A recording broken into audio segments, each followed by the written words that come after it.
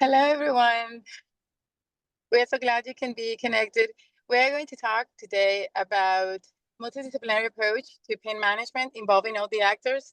So pain management is something that we thought that only anesthesiologists are the ones in charge of doing it.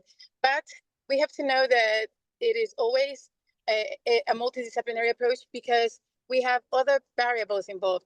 We have the surgeons, we have patients that require rehabilitation, patients that require psychological management because pain is also involved in psychological basis. So it is really important that all of the actors are involved, and that when we approach and treat a patient, we have to involve everyone so we can have a very standardized and protocolized approach so our patients can do better and they can have a great evolution of the treatment.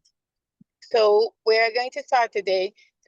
I'm presenting our panelists today are Dr. Alejandra Hernández from the USA, Dr. Asif Kayani from Pakistan, and Dr. Zaghloul from Egypt. Our speakers are going to give their approach and all their experience throughout the management of chronic pain services and how they evolved and made their services a multidisciplinary system which can treat their patients and do a better approach because we manage all of the standardized procedures that they do on their expertise in every area. Dr. Hernandez is from the USA. She works in the Boston Children's Hospital. She has managed the chronic services in children, and she's going to give us her experience on building this project and what do we require for the assistance of this. Dr. Hernandez. Thank you very much, Dr. Suazo, for your presentation. And let me share the screen.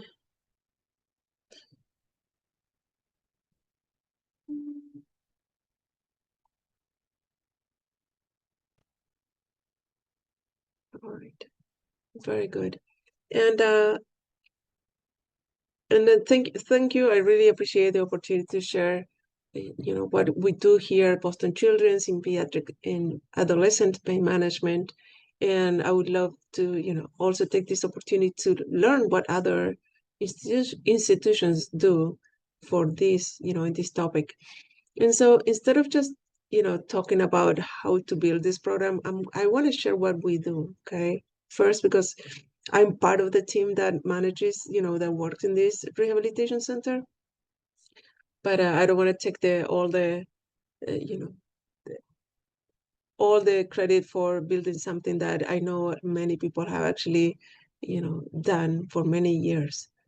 And so before we dive in, I don't have anything to disclose. And since we're going to start talk about chronic pain, it is important that we talk about the relevance of chronic pain, right? This is something that, we always define chronic pain as pain that has persisted for at least more than 3 months. But in reality, it's also pain that exceeds the expected recovery time for any injury of type of surgical procedure. And the prevalence around the world is 20 to 40%. And in children and adolescents, it has a very similar prevalence between 20 to 37%. And I would say that the main difference is that every age also goes through different developmental stages, and the type of pain that patients present with at these stages also changes. And for example, when kids start to go through puberty and become teenagers, the most common type of pain that they have is chronic headaches. But then they also have others, like musculoskeletal is also a big one, and we see many of those patients as well. The economic burden, of course, is very big around the world. Those are numbers only in the United States, but not only in pediatrics, but also in adults, right? In adults, you have the associated disability and the loss of jobs, all the social economical impact that can have, not only for the person that is affected, but also for all the countries that, and the population that have this problem. And the impact of chronic pain is psychological, also physical and social. And this is important to mention because the way we approach pain now is by using the biopsychosocial model that we're going to talk about in a little bit. And other things that I wanted to mention is that our main focus as pain medicine specialists in pediatrics and in children and adolescents is to help them essentially regain functionality. So in the future, they become functional adults, right? And that they can function in society. This image is only to show you, it's a small refresher of, the different type of pains that we can see.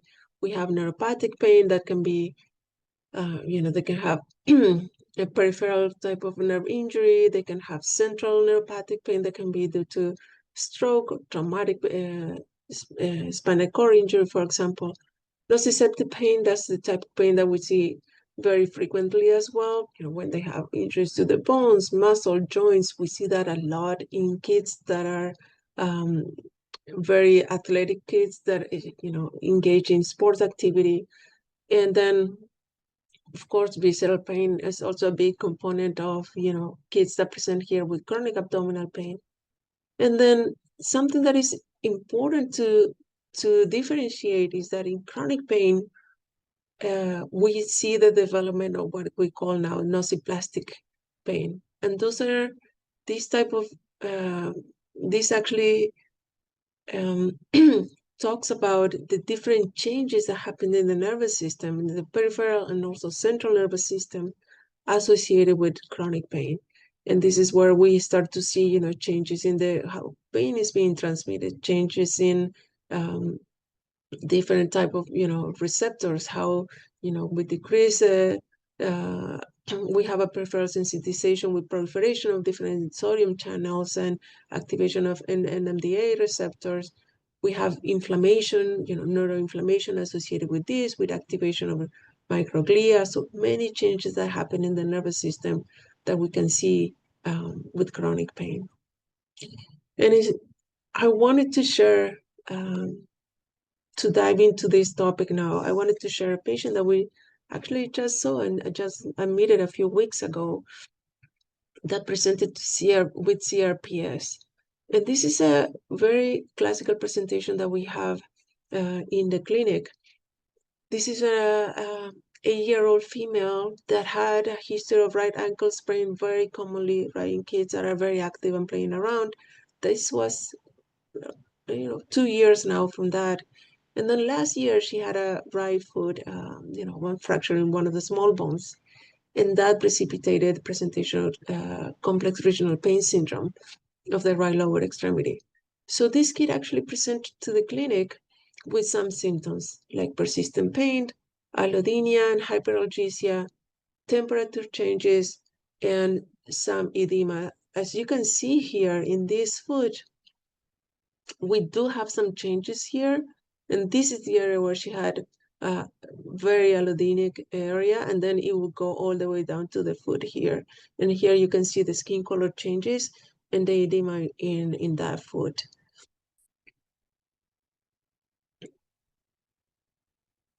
So just briefly mentioning, complex regional pain syndrome is one of the syndromes that we see here.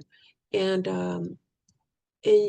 you will be impressed how long sometimes it takes for these kids to be referred to our clinic or to a pain clinic with this, to have this diagnosis done. We've seen kids that have been going to, they're even, they go to their PCP, they go to the orthopedic surgeon, they go to dermatologists. I've seen people go to, people specialize in I don't know, different type of specialties until they are someone says, okay, this, they need to have an evaluation in the pain clinic. And so we sometimes see patients in different stages of development of complex regional pain syndrome. And as you can see, the incidence of this syndrome is very different in adults and children. And they present also in different stages. Type 1 is due to injury or trauma or sometimes unknown causes, and it's very spontaneous, and kids cannot even remember what happened to them. That is the more frequent presentation. And as we can see, it presents usually between 5 and 17 years old with a peak as 13 years old. Type 2 is usually associated with nerve injury, and that we don't see, as often as type 1 in pediatrics. So what happens with the diagnostic criteria? In adults, we have the gold standard, which is the Budapest criteria, right, for CRPS. But in the pediatric population, we don't have a validated score or a criteria to follow. So we do what we do for most of our things. We extrapolate the data from the adults and we bring it to the kids. And so some, this knowledge gap that we have there actually limits and can lead to delayed diagnosis most of the time, because the clinical characteristics, the symptom trajectory, and the response to treatment is also very different in pediatrics and in adults. And when we evaluate the data and review the literature, we can see that the majority of the studies actually done about CRPS in pediatrics shows that at least more than 50% of the authors actually use either their own criteria or they assign the diagnosis based upon their clinical expertise. And so, lots of work to do in that area in order to validate something for diagnosis in children. So what do we know about treatment, right? This is the classical, and we have to talk about the biopsychosocial model. And this model has been with us for a long time, right? In the late 70s, this psychiatrist, Dr. Engel, actually is the one that started to talk about biopsychosocial model and the importance of including not only the physical part or organic problems of the patients, but also the social and psychological aspects of it. Because the biomedical model at first is the one that follows, their concept is based upon having some injury of the different tissues, and the concept of having this injury solved or is what's going to, in the end, provide alleviation of the disease that the patient have. But as you can imagine, this biomedical model ignores completely the social and psychological part of the disease, and is very ineffective in managing very complex diseases like the chronic pain. And here, this is a very good picture that shows how everything is actually intertwined, right? We have pain that, of course, may start by some physical injury, but you do have all these components that actually can affect and can make the patient more vulnerable and predispose the patient to develop chronic pain. We have, the most common thing that we all know is that patients that have chronic pain, they have more risk of developing depression, anxiety, have a socioeconomical impact, and then it lead to the conditioning, depression, social withdrawal, and create a lot of dysfunctional, in their activities. However, patients, and there is a lot of data about that, patients, for example, with the ADHD that have already anxiety and depression, they are more sensitive to different things. Those patients also have a predisposition to have chronic pain. And so when we talk about the multidisciplinary approach, I'm going to just differentiate those two. We have a multidisciplinary approach and what we call an interdisciplinary approach as well. But as you can see, the main goal of all of these is essentially functional restoration of the patients. So here is where we create like a switch, and this is something that we are very clear in our clinic at explaining that Our goal is going to be to help you regain functionality. And we know that once you engage in all these activities, your pain or your function is going to get better, and your pain is also going to continue to get better. But it takes time to try to remake those new connections in the nervous system. And so the multidisciplinary approach that we have here is very clear. First, we have our clinic where we have a physical therapist and a pain psychologist together with a pain physician, seeing the patient for the first time. And at that time, we start, with outpatient therapy. So we do all, we refer these patients to a physical therapist, outpatient, pain psychologist, occupational therapist if needed. And then we as pain physicians are essentially the coaches. So they come back to us after a few months, and then we continue to, if appropriate, to continue to do the outpatient management. What changes when we talk about the interdisciplinary approach is that now, and this is what we do in our pediatric pain center, this is all the disciplines working together every day to come up with a plan and adjust whatever the patient needs. And and that is the main thing. This is a closer relationship between all the parties involved in the management of the children and adolescent in order to to regain functionality. And as we can see, we have, of course, non-pharmacological treatment, which are cognitive behavioral therapy, physical therapy, occupational therapy, and then we have also interventions that can have a role in managing chronic pain as well.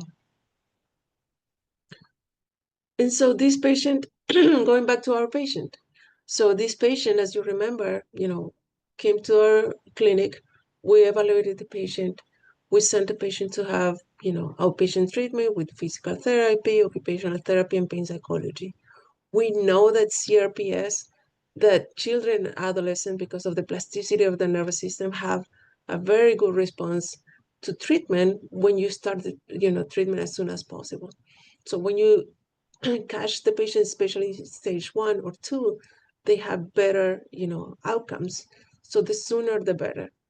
And especially when they are this younger, we start to mobilize everything that we can in order to give them appropriate treatment because they have best results.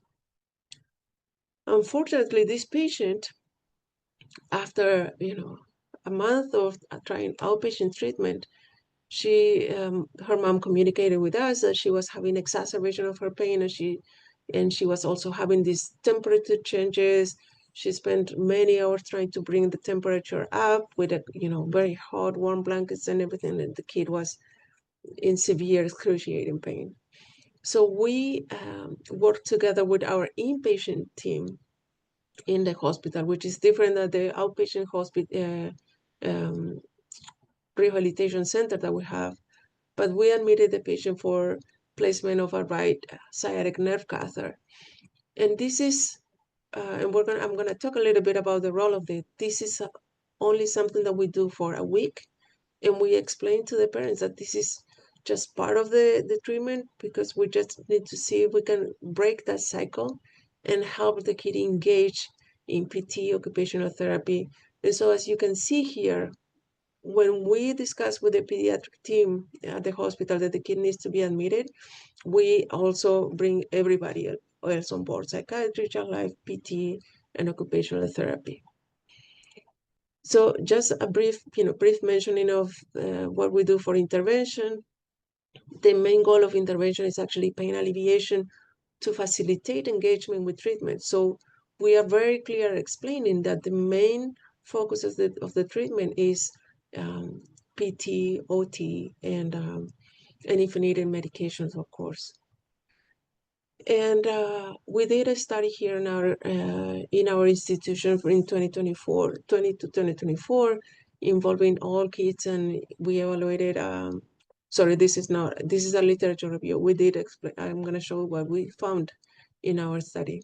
This is a review of literature where they actually evaluated all the studies in English that were published from 2000 to 2024 to see what type of procedures kids had in order to, when they had, for example, CRPS. And as you can see, there were many procedures that we do, and all, without actual full data in pediatrics, but more extrapolation from what we do in adults, right? And as you can see, this actually correlates very well with how CRPS presents in kids, right? Most of the time it's in females, lower extremities, and it's most of the time type 1. But the limitation of this study is that when they see the majority of the data found for this article is that was based in case report, case series, very, double-blind crossover trials were minimum. So that is actually very concordant, unfortunately, with what research in pediatrics, with the limitations in pediatric research because of the ethical considerations of it. So definitely more things to do in this in this area. This is just a picture of all the different procedures that they analyzed. And here I just want to show you how we decide to place this catheter. So we actually place it, we did a sciatic nerve catheter where we place it mid-thigh, and we usually use this approach, which that goes parallel to the longitudinal orientation of the sciatic nerve to decrease the risk, the dislodgement of the catheter, because we hope that this kid is able to participate in PT more actively, and to make it more comfortable also for the patient. We do it mid-thigh and not, at the level of the knee where we could also do it. But there are many areas where you can approach, you just need to see what nerve essentially you think, the patient needs at that time. We use ropivacaine here, and we continued an infusion throughout her stay, and we were able to decrease the infusion, progressively throughout her stay. And she had complete alleviation of pain with the catheter, decreased motor, of course she had motor blockade with this, but it was very minimal. And she was able to participate in PT and OT while she was there. So this is the study that I was mentioning. This is a retrospective study that was done here in our institution where we evaluated patients that had an interventional procedure, regional anesthesia for CRPS type 1. And they evaluated pain score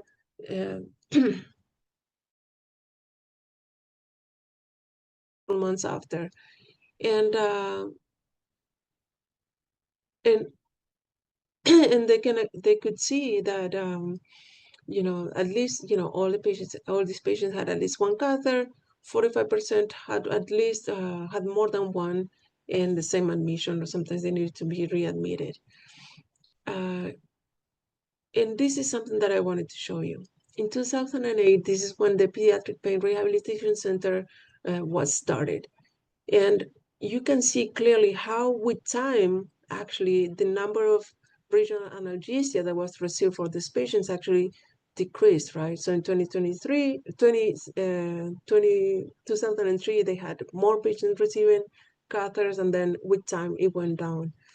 And this is because more information was also coming up, showing that the biopsychosocial approach using CBT and physical therapy was actually very efficient and showing very good results. This is something else that they actually looked at, right? Functionality and also pain scores. And of course, when we see here, we see alleviation of pain, that post-intervention started to go up, but still were better than before. And the same with the functional scores, right? It improved with intervention, but as you can see, if you don't follow the intervention with other things, they may go back to having dysfunction. But it's more about neuromodulation. More things are coming in the pediatric population, and there are, again, case reports of different patients that have had spinal cord stimulation and peripheral nerve stimulators. And in our institution, we have the availability to place peripheral nerve stimulators, and this is something that we're doing now, where we implant a temporary device. We are very clear again at explaining to the parents that this is only part of the treatment, but not the full treatment, because they want something that fixes the problem right now at the moment, but it takes time, right? And the main mechanism that we're trying to look for that is that, this peripheral modulation can lead to modified changes, caused by the nociceptive, the nociplastic changes that we can see. Before I jump to other things, I just wanted to remember there are many studies that have been done with functional MRI that shows clearly changes in the nervous system when patients have chronic pain, and those changes actually can reverse in the pediatric population. There is data showing that if they engage in this multidisciplinary approach, there's changes in the nervous system improve.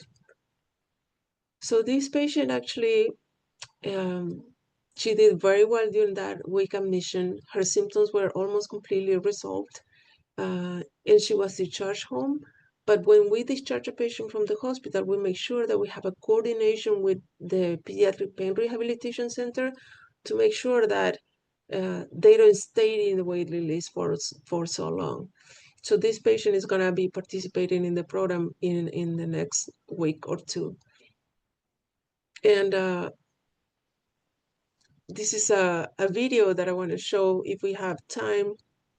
I'll be very brief, but we can also leave it out. It's just to show you a little bit of what we do here in pediatrics. Yeah.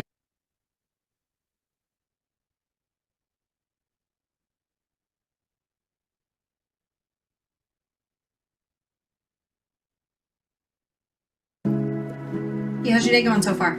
It's going good. Yeah? Yeah. How did PT and OT go this morning? It went good. At the Pediatric Pain Rehabilitation Center, we are an interdisciplinary rehabilitation center for kids as young as 8 and as old as 18 with chronic pain. It's pain that's persisted for longer than 3 months and is really getting in the way of them functioning. Chronic pain sometimes is a hidden disorder. You can't visibly see it. So it affects both their physical functioning as well as mental and psychological functioning. One of the advantages of our program is that all these specialists are working under one roof, and they're totally dedicated to treatment in this center.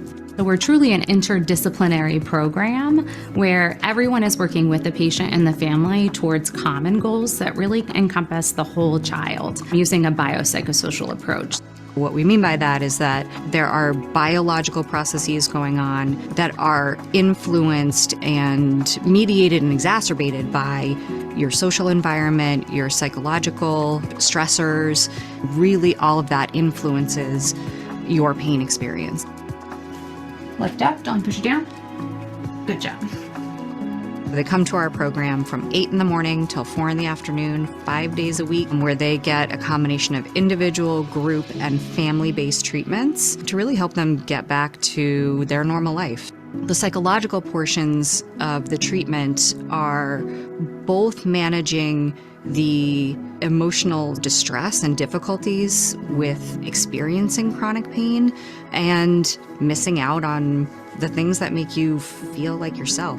As a PT in the PPRC, our role is to help support kids in getting back to the things that they love to do and need to do, like being able to attend school, having the endurance to get through their daily activities. And also we know that exercise has a lot of benefits for calming down the nervous system and supporting actually reducing pain over time.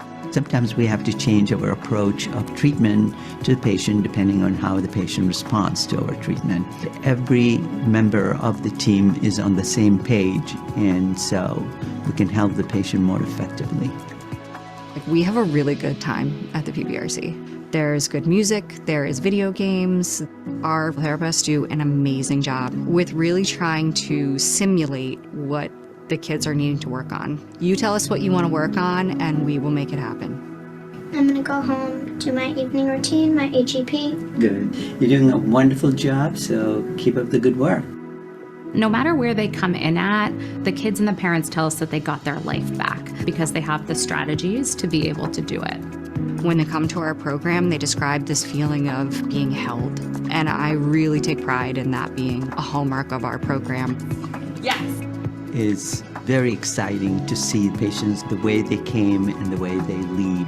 And that's our reward as clinicians when we see them doing so well.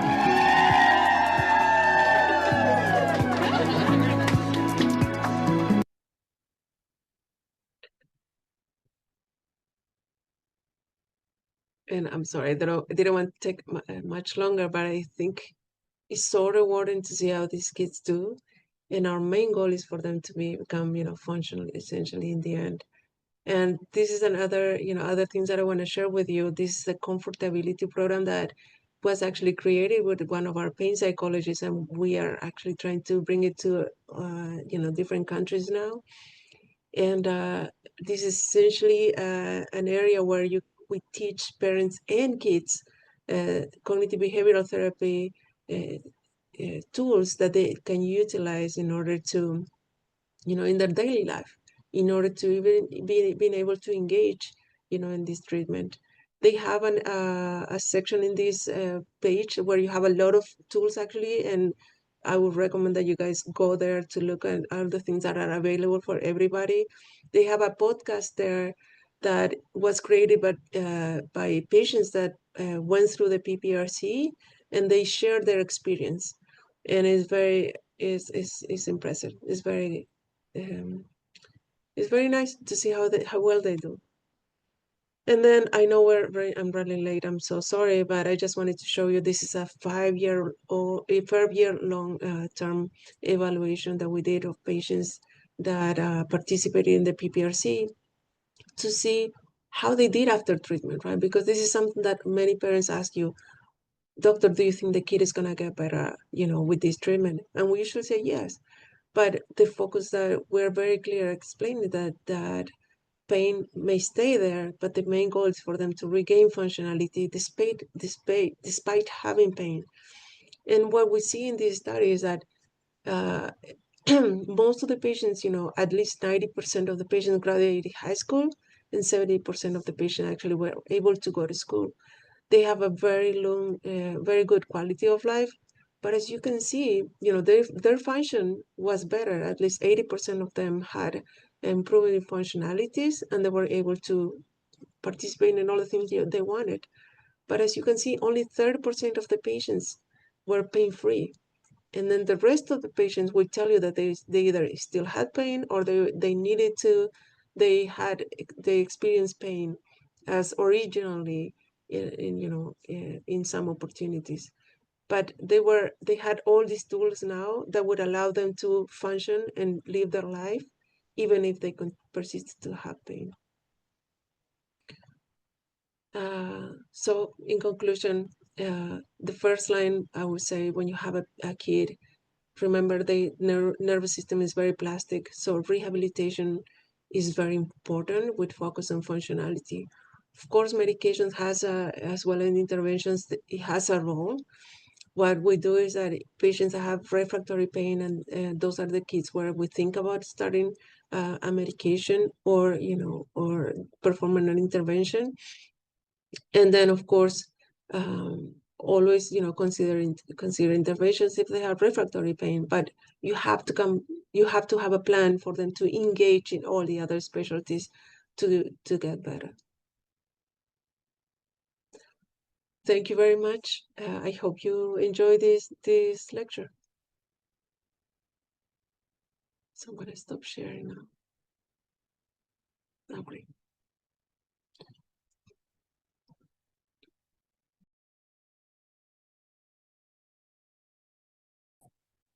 Hello, everyone. So now we're going to continue with Dr. Asif Kayani, who is a retired consultant and cardiac anesthetist and pain management specialist who served in Baya International Hospital in Rawalpindi, Pakistan, over 25 years of pain experience. He has contributed a lot to chronic pain management and is deeply committed to this subject. So he will do our next talk.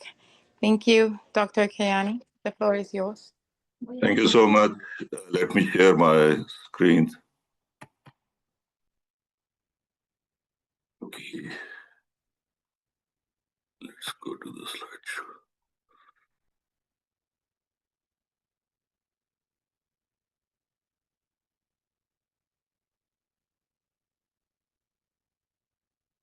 So good evening to everyone.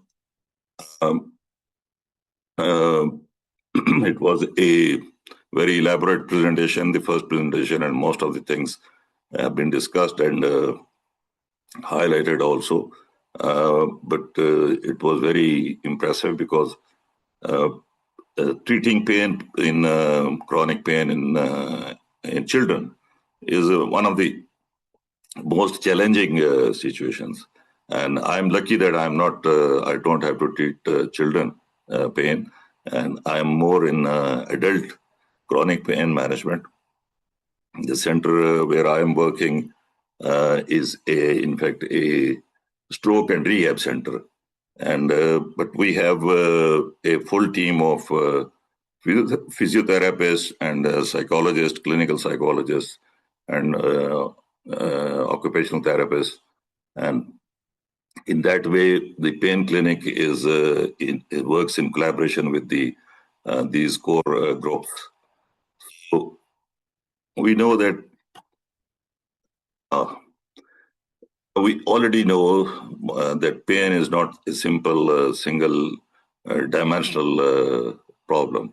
But as we've been studying in the medical schools, that is just a sensory experience. But we know now it's not just a sensory experience, it's a sensory and emotional experience, and it has very complex dimensions. It involves the biological issues which cause pain, and then there are psychological problems, and then the social factors are again very important. And social factors vary from country to country and from city to city and from different settings.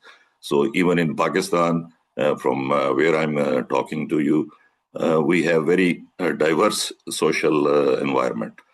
So all these different factors, they play a part in causing and as well as in the management of pain patients.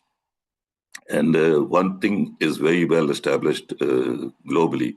We know very well that its management of chronic pain especially is not a one man's job. It's a teamwork, and we have to work together, different disciplines, different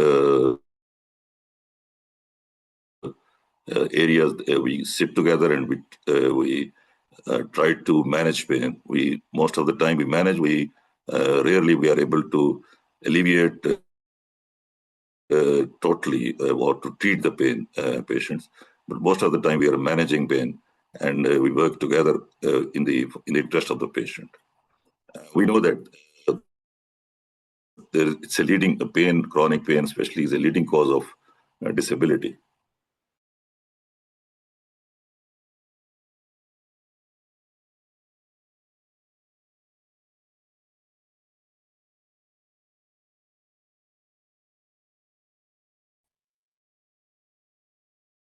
And as already has been, chronic pain any months. So 3 months impacts the quality of life, as well as it causes a lot of economic burden for the healthcare systems, because these patients, they keep on going from one doctor to the other and from one specialty, one discipline to the other one, and they stay out of their jobs, or sometimes their job is affected, and sometimes their marriage is affected, and most of the time it causes a lot of socio-economic problems. Why we already understand that it's not a single modality, single physician, just medicines or just a intervention. That does not work most of the time, because as pain has a complex and multidimensional issue, so we need to have an integrated approach in a setting where we can take care of different aspects of the pain problem. That is ideal. Ideally, it should be like that to improve a long-term relief or long-term positive outcome in the patient. But that is what we wish most of the time, but it may not be possible, especially in the lower and middle income countries or the lower and middle income settings. The countries, in one country, there may be one area which is which is not a lower income area, and people can afford to have best quality of treatment. But in the same country, there may be other areas, socioeconomic areas, where even the basic treatment, basic medical treatment may not be available. So, but still we wish, and sometimes we are not able to provide all these requirements. We already have discussed something about the biopsychosocial model, the biological issues in pain. In chronic pain, there is a tissue injury, there may be inflammation, there may be persistent inflammation. Inflammation, most of the time after acute injury, it resolves and the body repairs. This is what we explain to the patient, that the body repairs itself. But sometimes the injury or the type of injury is, it overwhelms the repair process in the body, and then a subacute inflammation persists, and that is the cause of pain most of the time. But at the same time, this physical or biological injury, it causes some psychological issues also. And as persistent pain, it causes a lot of anxiety, and anxiety sometimes leads to depression. And because there is always a concern about one's own self, that whether he's or she is going to be disabled by this sort of pain, and that disability, or fear of disability, or fear of persistent inability to perform certain functions or certain activities. This causes a lot of psychological issues at all ages. For young, they are worried that they have to be active members of the society. They have to earn for their families, and they have to progress, and they have to survive, or they have to be. But for the old age, the problem is different. Their requirement is just to move from one place to the other. Even if they can manage themselves, they can manage their basic needs. That is their requirement. And when that is compromised or appears to be compromised, that causes a lot of psychological problem.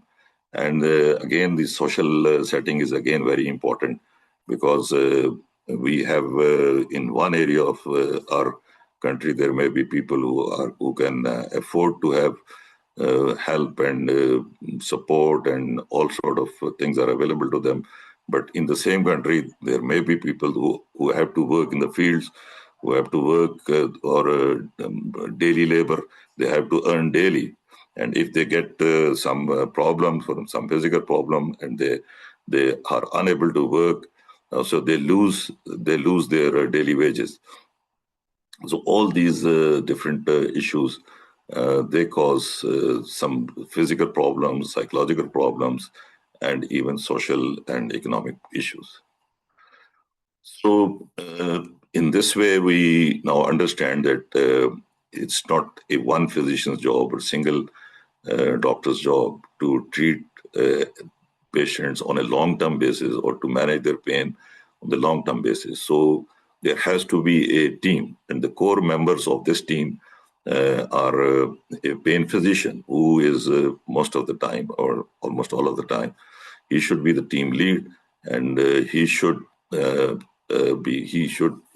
organize, he should integrate with the physiotherapist and the psychologist, as a clinical psychologist, and preferably a pain psychologist, which we do not have. In Pakistan, we have a lot of clinical psychologists, but very few who are good at managing patients with chronic pain. And a pain nurse is, again, a very important member of the team, of the core team. A pain physician's role, basically, he is the team lead as well as the key factor in this team. And his role is to diagnose and then classify the type of pain as per the international classifications, different classifications. And this diagnosis is very challenging most of the time in chronic pain patients. and it tests the acumen, the clinical acumen and the experience also of the physicians, because we are most of the physicians, most of the time, we are not taught pain clinical assessment or clinical management in pain medicine. Education is sketchy most of the time. I think even in the first world, not to talk of the lower and middle income countries. But the diagnosis depends upon a good clinical examination, clinical history taking and examination, and the pain physician should have a good amount of patience and time for his patient or her patient. And they should give a lot of time. They should listen to the patient, and only then they will come to they will have a good idea that what is the cause, what may be the cause of that patient, pain in that patient. And then a physical examination should give a very clear idea, which way to go with investigations or other tests. Most of the time, tests are not required, and clinical examination and history taking, it catches the diagnosis. And one thing is that if you give a fair time to the patient, most of the time the patients who are not diagnosed otherwise, they are diagnosed in a well-managed pain clinic. The pain physician also, he uses appropriate medication also.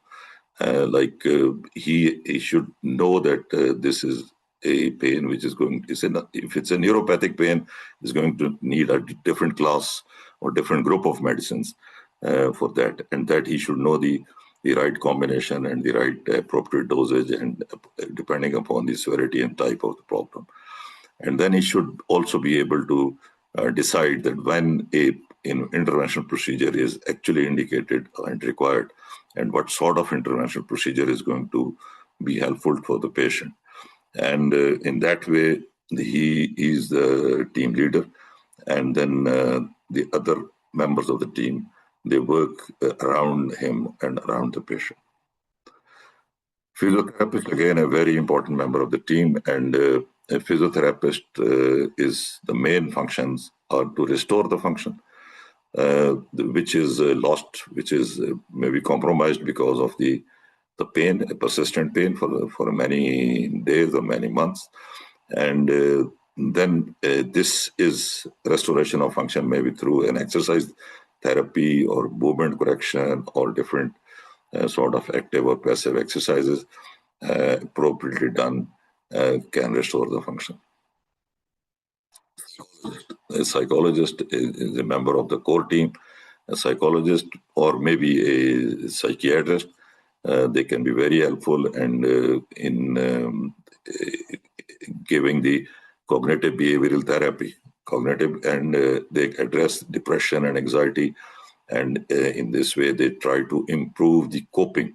If the pain is persistent, the different patients, they react differently, and if pain is not, the physicians, they are not able to totally alleviate the pain, and the patient should be able, or the psychologist or the psychiatrist may be able to prepare the patient to be able to bear the pain or to cope with the persistent chronic pain through a cognitive behavioral therapy techniques, which I'm not very, very clear. I'm not very proficient in that, but I still have to find a good psychologist who can help the patient through a CBT program. Important role, another nurse, she's an important, he or she will be an important member of the team. They do the different, during the procedures, they monitor, they support the medication, support maybe the preparing the medications for the patient, appropriately checking and taking charge of the medications which are during the procedure or otherwise patient have to be given to the patient. And they are also very important for patient education. Patients and even their relatives, they have to be given some basic tips about the self-management. Then there is suggested an extended team, which may be an occupational therapist, may be required sometimes. Pharmacist can be a member in good centers, in the bigger centers. We can have an extended team also, whereas the core team would be sufficient for a average sort of center, which would be a pain physician and all the physiotherapist and psychologist at one floor will be very helpful.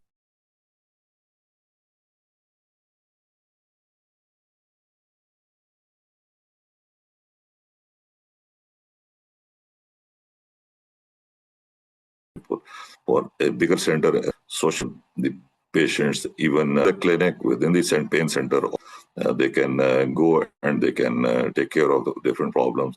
Similarly, the pain educators, they can educate patients about their different, about the possible treatments, about self-management, about management at home, and they can be a good member, the important members of the team. In my opinion, in my own patients, I try to involve the patient also. And I think this patient should be a very important member of the team. He or she should be taken on board, because basically it's the patient who is going to manage himself.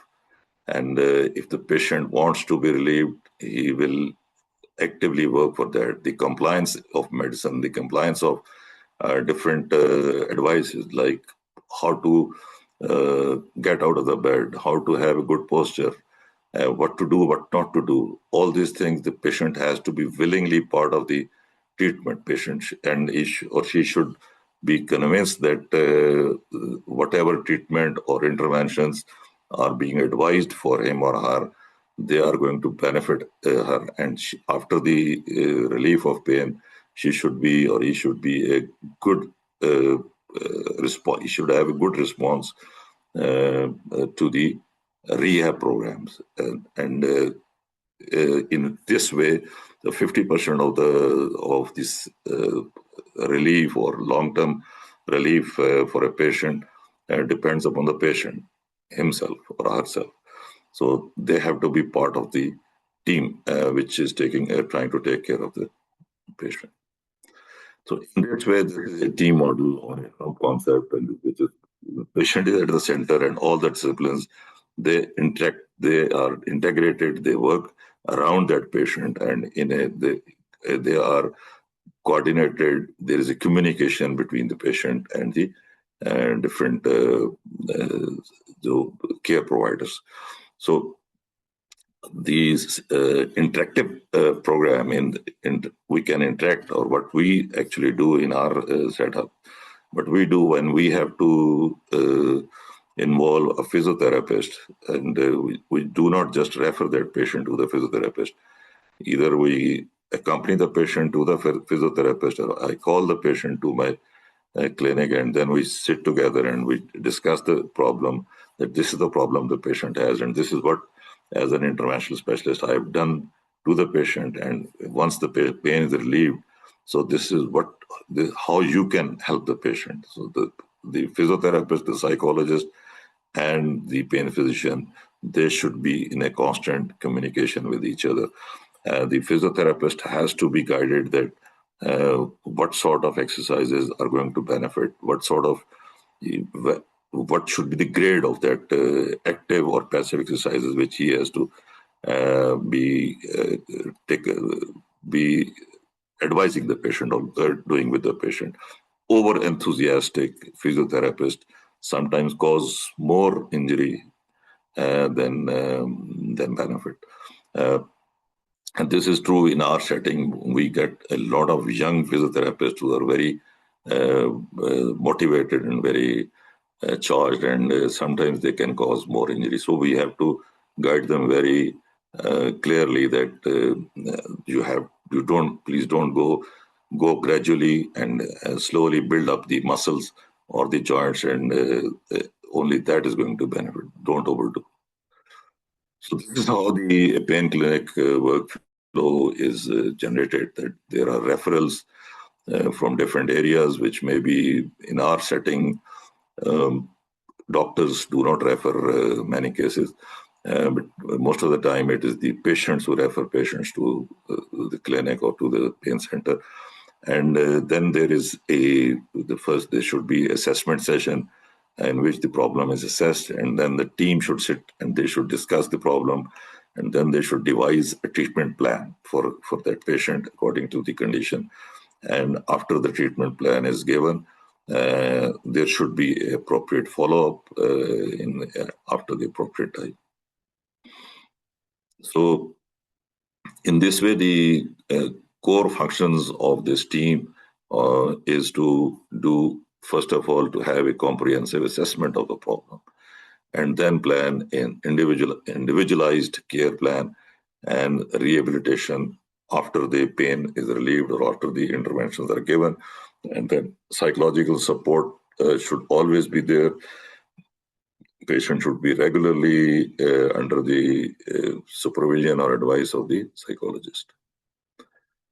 And the different interventional pain techniques which are given by the pain physicians, they are the nerve blocks, the epidural injections, the radiofrequency ablations, all different. It may be chemical ablation also, neuromodulation techniques, like we said, the spinal cord stimulators, and similarly the peripheral nerve stimulators. They modulate the signals in the nerves.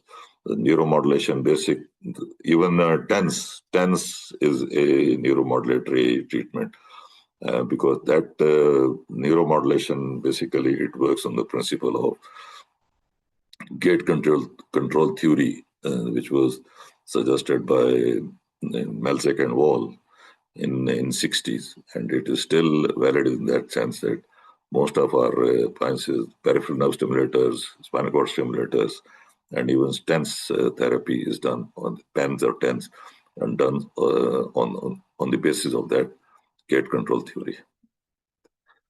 Then after all these things, nerve blocks and these interventional treatments, once the pain is relieved, the patient should undergo the rehabilitation focus, in which the functional restoration is the aim of the whole problem, because during that period, which may be 3 months or more than 3 months, sometimes it is in the years. For many years, somebody has a pain and chronic pain. Because of that, there is loss of function. Patient cannot walk. Patient cannot move from one place to the other. He cannot go upstairs, or even maybe unable to take a few steps even. So because of some joint problems, joint stiffness, muscle weakness, so all these areas have to be rehabilitations of the muscles, rehabilitation of the joints. So they build up, and so the patient is rehabilitated to return to the work which is actually he was doing. So that is actually the aim of this whole exercise, and is to send the patient, prepare the patient for the job, whatever job. If it is a sedentary job, he could not sit for a long period of time. He had neck problems or all that, or he had in some active job. So if the patient is through that rehabilitation process, patient is enabled to go back to the job which he had left for so many months or years maybe. So that would be the main reward of this whole exercise. So outcome measures can be measured, should be measured. Pain scores, we know the different scales, and the pain scores, once they are settling or settled to the minimum level, that should be acceptable. The function, what functions, lost function is restored, and the quality of life, or the overall quality of life of patient is improved. Patient is mentally cheerful, is happy, he is out of the problems which mental problems, psychological problems he has. So that should be the outcome, I guess, which the whole team should be strive for that outcome. Well, we can discuss, as an example, any chronic low back pain patient. For example, if there is a patient who has a chronic pain and is disabled, chronic, which may be and is for many months, and he comes to a physician, pain physician, and he diagnosed as a you can say a facet joint or zygapophyseal joint problem. And that is causing the problem, and the patient cannot turn in bed, patient cannot sit up, he sits up, and then he has to, even if he stands up, he has to sit down again, and he cannot move. So that constant and persistent problem causes the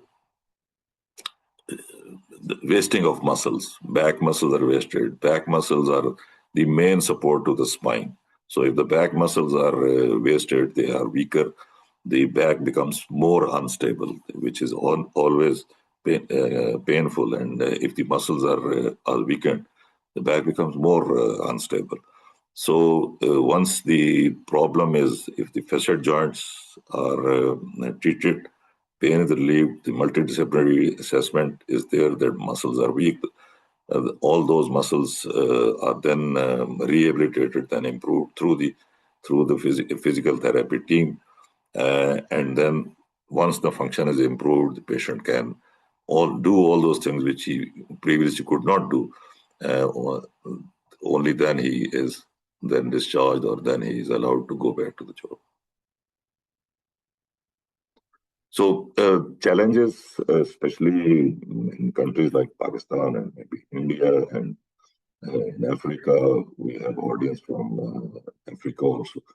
So we have problems with limited resources. All these problems may not be with the USA, but we do not have enough resources. We do not have enough or unlimited resources for education in pain, or for developing centers where we have adequate staff, adequate equipment.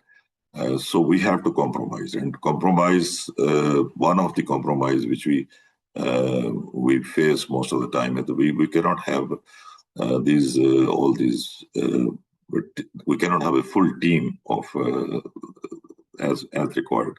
So what we do is that we ourselves learn a little bit of physiotherapy, and we guide the patient. We treat, advise them certain exercises which are beneficial for their problem, and then we have to become some psychologist, a little psychology. We have to learn a little physiotherapy and psychology, and in that way, we try to make up that. But still, those gaps are there.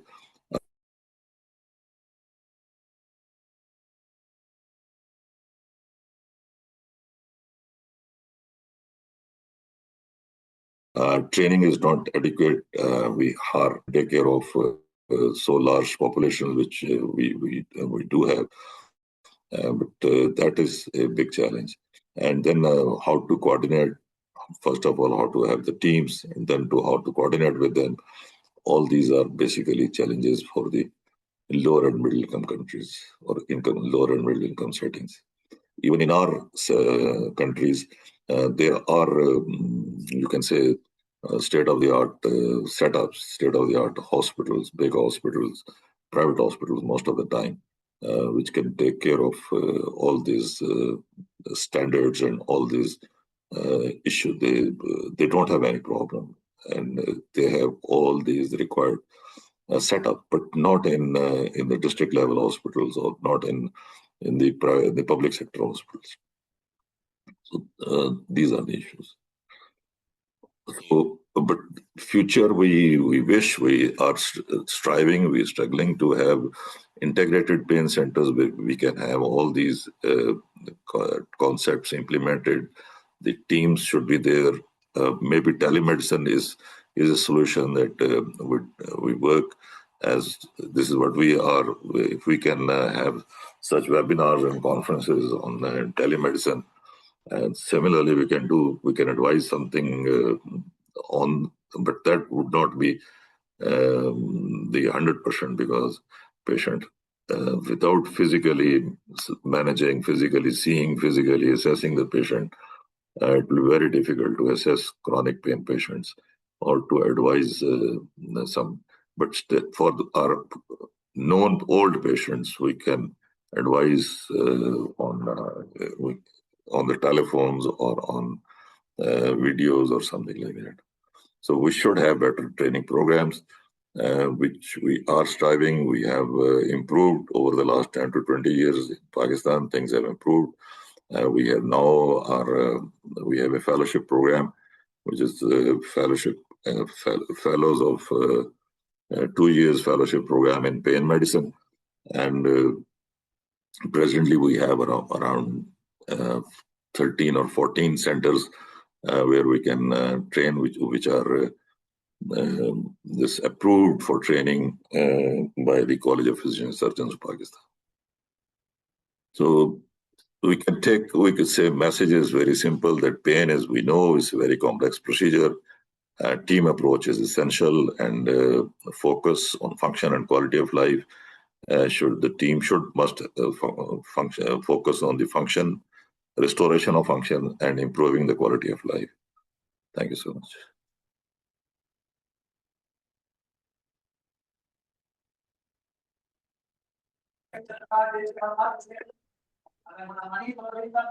Thank you, Dr. Kayani, for your wonderful presentation. Now we're going to continue with Dr. Ahmed Zaghloul, who's going to talk about the collaborative treatment plans in multidisciplinary pain management. Dr.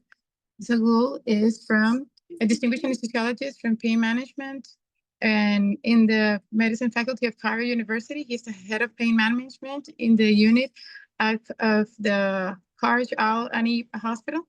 He has multiple degrees in anesthesiology and critical care.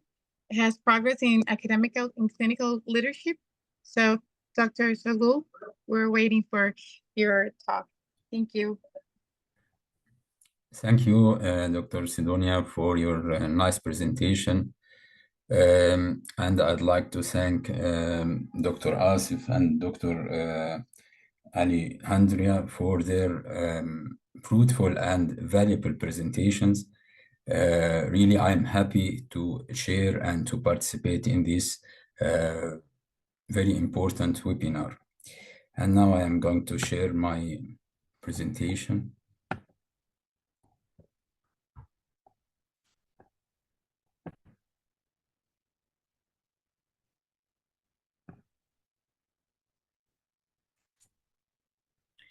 I'm going to talk about implementation of collaborative treatment plans. So my objectives are to know what is meant by collaborative care, to discuss the collaborative treatment, the goals of collaborative treatment, and to know how to form the members of the collaborative treatment team, and to discuss how to formulate your treatment plan. So basically, collaborative care management is a model of integrated team-based care used to improve access to evidence-based treatment for common chronic illness. And in collaborative care, we use protocols-based strategies to improve patient engagement in treatment through systematic outcome monitoring and follow-up. So during collaborative care, healthcare professionals work together and share decision-making with each other, including the patient, and then we develop our treatment strategy and monitor the outcome. So this will be the framework of collaborative treatment. We first assess the patient condition, and then we form the multidisciplinary team. Then we develop treatment plan, and then we monitor the patient progress. During the treatment plan, we have indicators, which is known as the performance indicators, to measure effectiveness and to evaluate compliance as with adherence and to assess treatment success as with recovery time. So we have certain goals of collaborative treatment. The main goal is to improve the patient outcome, and this is done through personalized care that integrates input from patients and his families and his family and the interdisciplinary team. And this is through creation of personalized and patient-centered care through tailoring treatment to the unique needs and values and the preferences of the patient. Second, to activate participation, and this is by empowering patients and their families to take an active, informed role in treatment and in healing process. Also, enhancement of communication through improving coordination between the primary care providers and the specialists to increase efficiency and access, and this is by making it easier for patients to receive timely and comprehensive care, which can reduce long-term costs, and to establish measurable goals by using evidence-based treatment and tracking progress through metrics like symptom rating scales. So, as Dr. Asif said, this is the members of the collaborative team. Basically, the key members of the collaborative team for managing, in general, chronic diseases, particularly mental health, include the patient who is in the center of the care, as you see, and the primary care provider who leads the team and manages medical conditions, prescribe medications, coordinates with specialists, and then the behavioral healthcare manager as a nurse or psychologist who facilitates communication between the patient and the primary care provider, and also can provide on-site evidence-based intervention, and then the consultant. And this depends on the specialty. The consultant may be pain, in case of for pain management, psychiatrist in case of mental health management, and the task of the consultant is to provide specialist recommendations to primary care physician. In this table, you can see the different tasks of the members of the team, as you see. So how to formulate your treatment plan? We have three basic elements to a formal treatment plan: the goals, objectives, and the interventions. The plan may be simple or complex, depending on the severity of the individual's need and the complexity of their conditions. So the goals should be individualized and not specific to the condition or diagnosis, as we are talking about patient-centered care and not illness-centered care. And as in this condition, in illness-centered care, we focus on acute symptoms or distress. Objectives, we describe short-term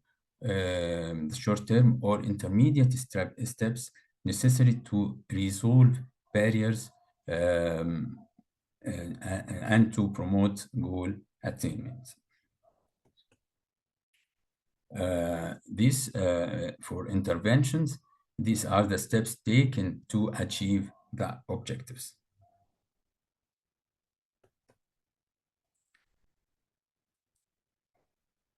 So the plan is created through a set of sequential steps that begin with access and engagement, followed by assessment and then integration and census of assessment data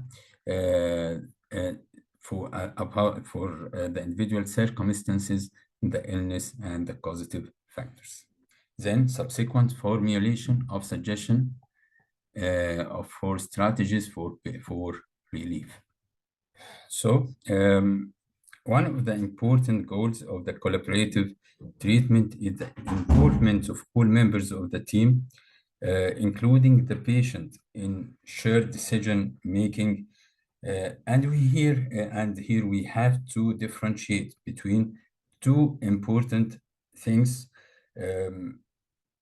between shared decision making versus consent, as shared decision is a medical ethics approach, while consent is a legal process.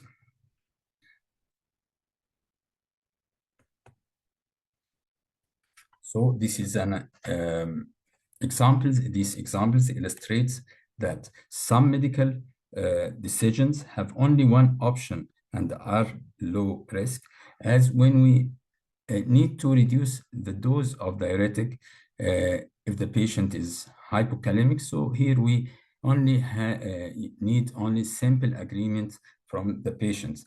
But on at the opposite end of the spectrum, there are decisions with more than one option that require the formal discussion of the benefits and risks of each option, for which the risk of iatrogenic harm are high, making written informed consent necessary, as when we have to share with the patient to decide to do surgery or to take radiation therapy for breast cancer.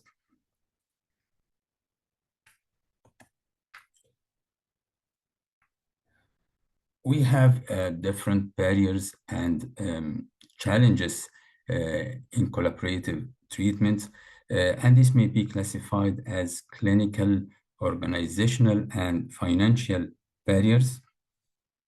So for clinical barriers, these are which interfere with the patient treatment and adherence, such as a lack of provider knowledge of treatment guidelines and improper communication with the patient.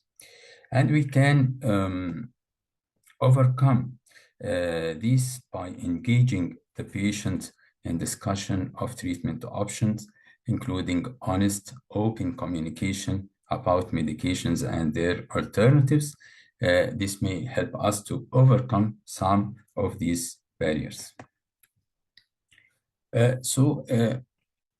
Let's apply what we have said in pain management. So we make the patients, when we need to form our team, we make the patient in the center of care. And then primary care provider who manages overall care and acts as a central link with other members. Then the pain specialist or consultant, who includes anesthesiologist or interventional specialist for targeted treatment. Psychologist who addresses cognitive behavioral therapy or psychological factors and mental health. Physical therapist who focuses on improving function and rehabilitation. Care manager as a nurse or social worker who coordinates care, monitors the progress, and manages follow-up. Team may be extended to include other specialists as neurosurgeons, neurologists, orthopedists, rheumatologists. Also, we may include pharmacists or complementary medicine practitioner.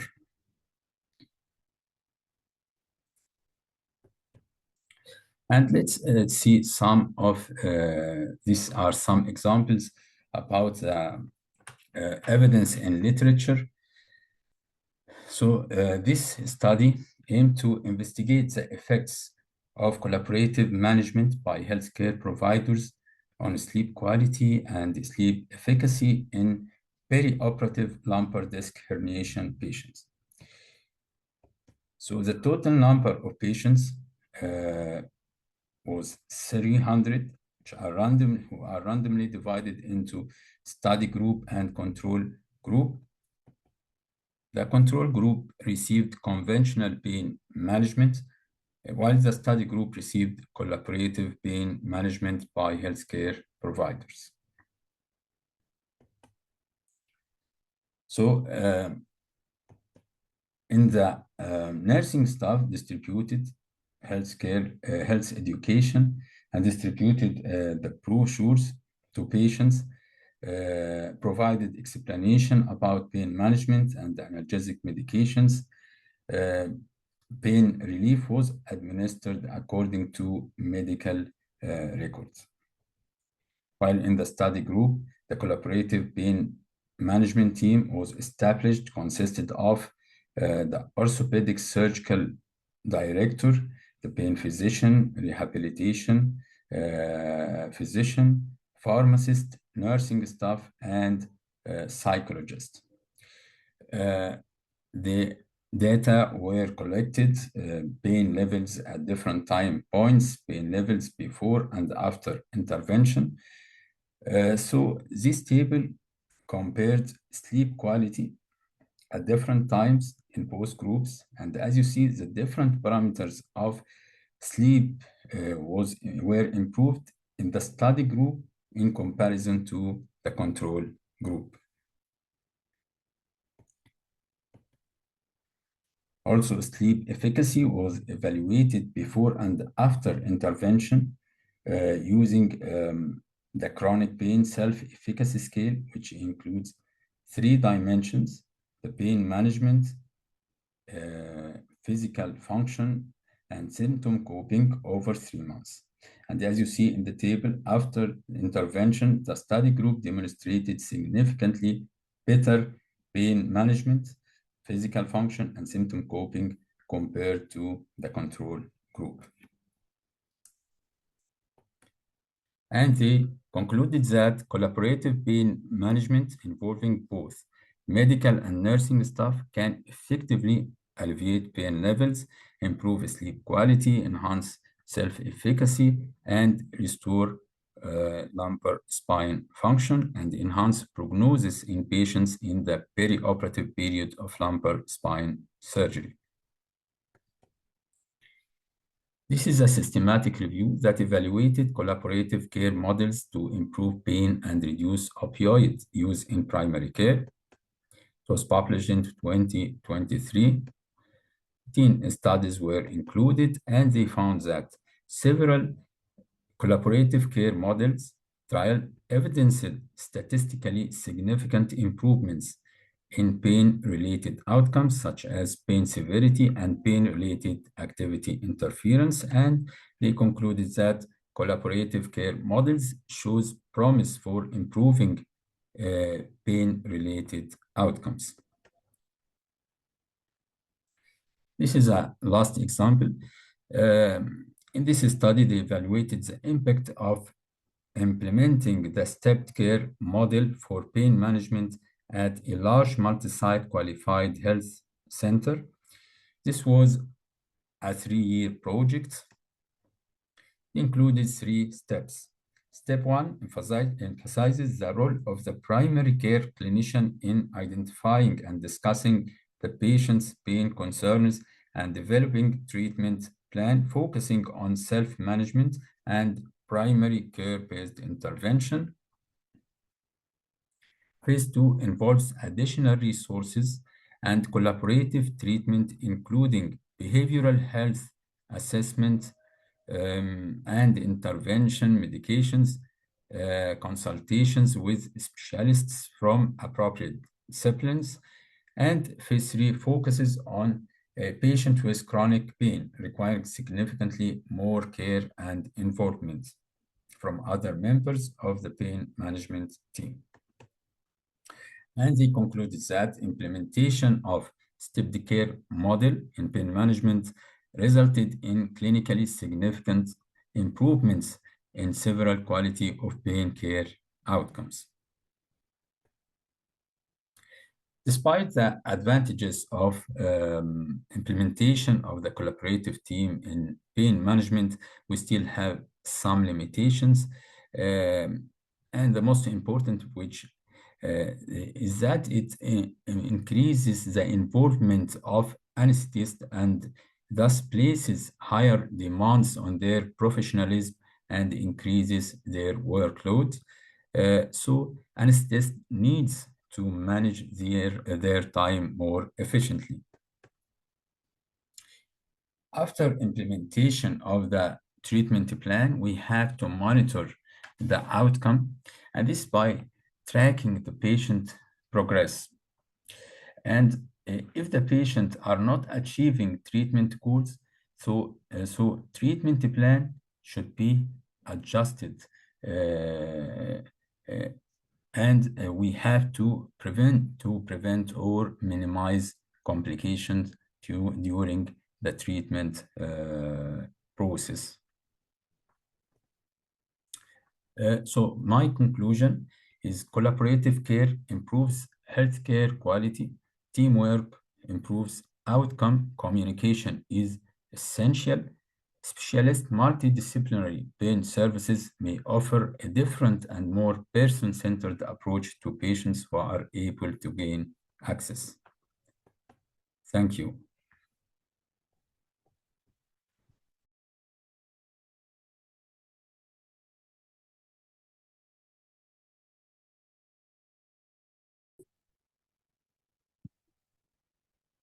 Okay. Hello, everyone. So we're going to go to the questions and answers part. So the first question I would like to address is to Dr. Alejandra. I wanted to know what the core specialties are essential for truly integrating pain management. So your experience in your program.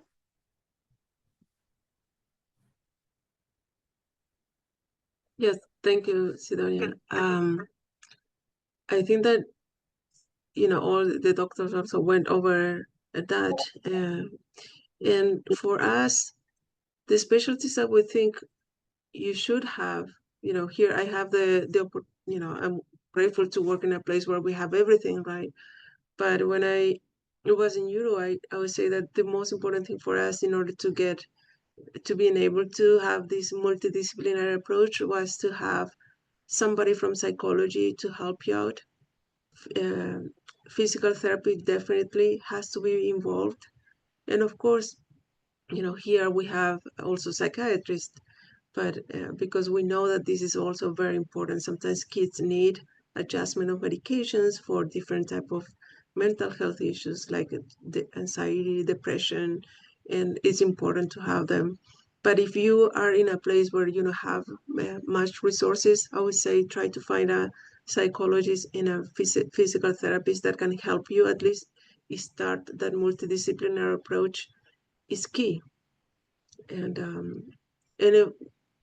here we also, in addition to that, we have, of course, a pain specialist that is there every day, all day.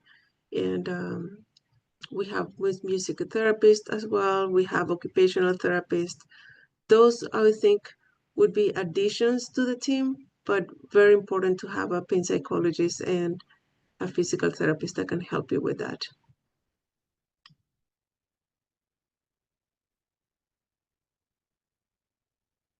Maybe the other doctors can also, share their experience.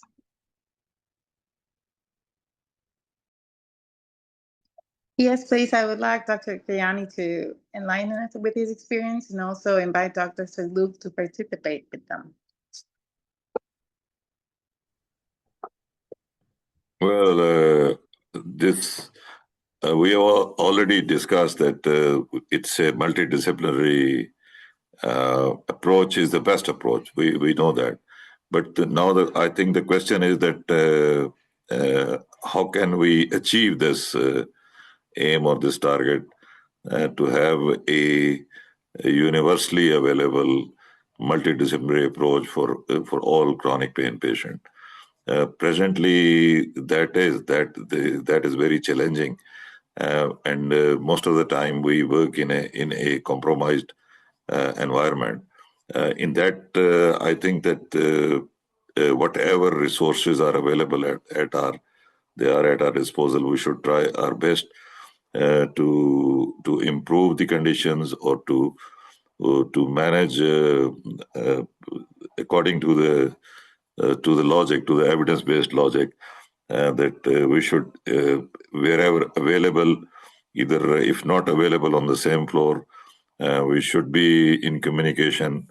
We may refer, we may get some advice, but what I personally do is that I have to be a little bit of physiotherapist as well as a psychologist, and in my own pain clinic. But in my hospital where I work, in the hospital, I have a private clinic and then I work in a hospital. The hospital is in fact a rehab setup, and so we have quite a few, not too many of such setups which are fully staffed or fully equipped for this. So we can just in those settings where things are not freely available, staff is not available. So we can just try our best as much as possible. Okay, I would like to know the barriers all of you experienced when you were trying to implement your multidisciplinary approach in chronic pain services.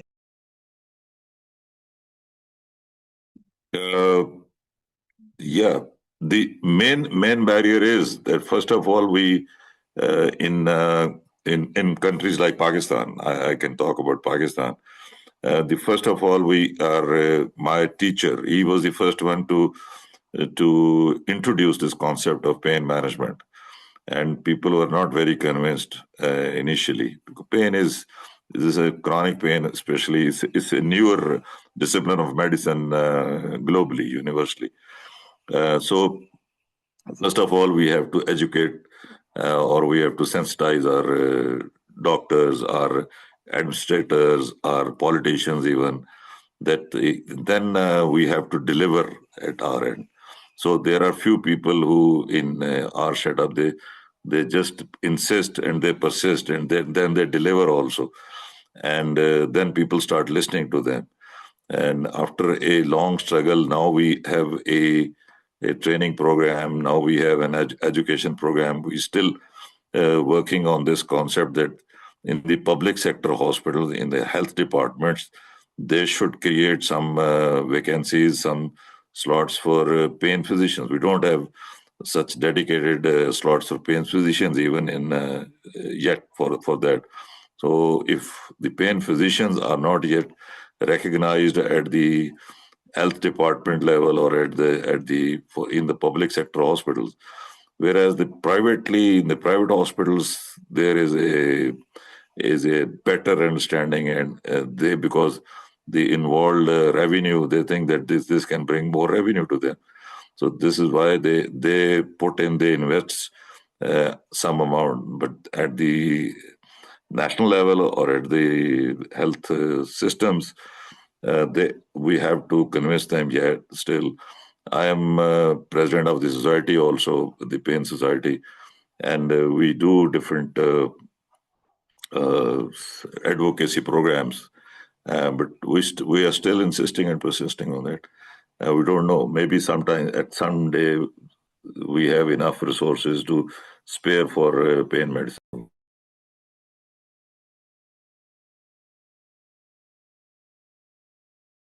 I can add a little bit about that.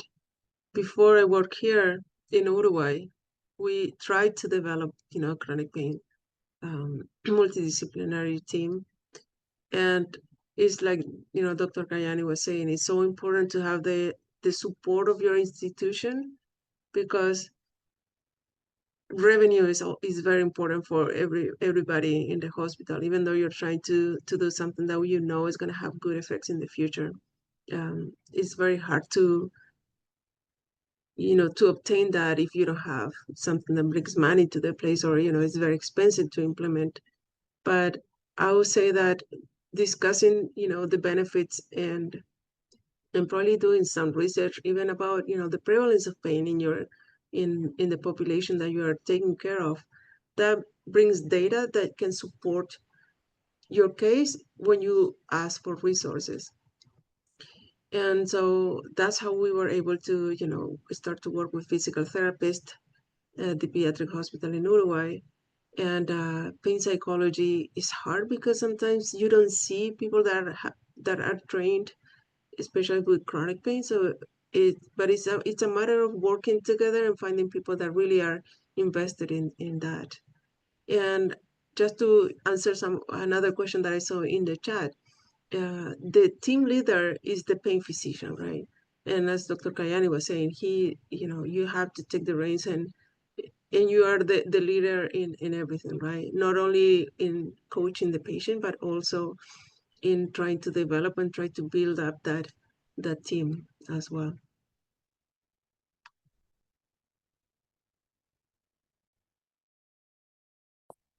Okay, thank you for your valuable information. There was a question in the Q&A section that says, if the pain team must examine simultaneously in one timeline and avoid referral appointments, then discuss patient-centered management is the way to approach. Can any of you answer that? Yeah, I think that all these discussions we had, all the three presentations, that was the aim to have but we should have a team on the floor, on the same floor. If we have all this core team is there, then everybody would prefer to have a discussion before going for some treatment plans. But most of the time, we do not have the centers. If we have such a comprehensive pain management center where we have the right teams, and we would love to. But if we do not have the team and on the floor, so in that case, second best option is to at least send the patient. But most of the time, the patients do not prefer to go to some other physician because in my case, I can say that patients come to me from not just from my own city. They come to me from almost all over Pakistan for different problems. So because they know that they do not have this pain physician facilities in the area which they are living. So they come from distant places, and when we offer them that you have to, now you are your pain is relieved, you should go for a physiotherapy program for a week or so, at least 1 week. So most of the time that is not feasible to them. But we offer them that if you go back, find some good physiotherapist, but let him talk to me first. So I'll advise that what to do and what not to do. But that's I know that that's not the ideal situation. But we work on the barriers which we have, but we still want to achieve the desired results. So this is how things work over here in our countries. USA is they are people, they are lucky. They are working in they can look forward, they can look for more of such facilities, but we actually lack the basics. So we keep on striving for the basics and waiting for the right time. Well, thank you so much, all of you, for your participation, for sharing all of this valuable information and your experience. And I love the fact that, like Dr. Kayani was saying, we have limitations. most of our countries have different availability of revenue, so we can build the systems. But the important thing is to have the idea to look how we can work around, even though difficulties are spared. I live in a country where we also have a lot of limitations, but we work around that. We have to strive to do better for our patients and provide a better care for them. So thank you so much for your participation and for your experience. And I hope everyone liked the webinar. Thank you. Thank you so much. It was a pleasure. Thank you.